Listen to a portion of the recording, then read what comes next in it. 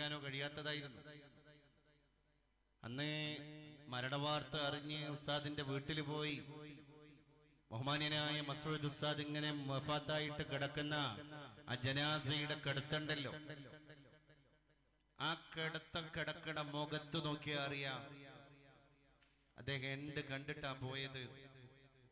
ഒരു സ്മേരം, ഒരു ശാന്തത, നല്ല പ്രഭയുള്ള വെട്ടിത്തിളങ്ങുന്ന ഒരു പ്രഭാവലയം ആ മുഖത്തുണ്ടായിരുന്നു. ശാന്ത സൗമ്യനായിട്ട് അദ്ദേഹം ഇങ്ങനെ കിടക്കുക. ആ കിടത്തം കണ്ടാൽ മനസ്സിലാകും ഒരു മുഅ്മിനായ മനുഷ്യന്റെ നിർഭയത്വം.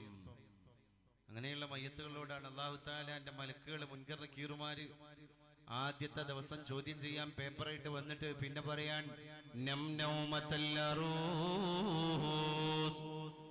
മണവാളൻ കിടന്നുറങ്ങും പോലെ ഉറങ്ങിക്കോ സഹോദരാ,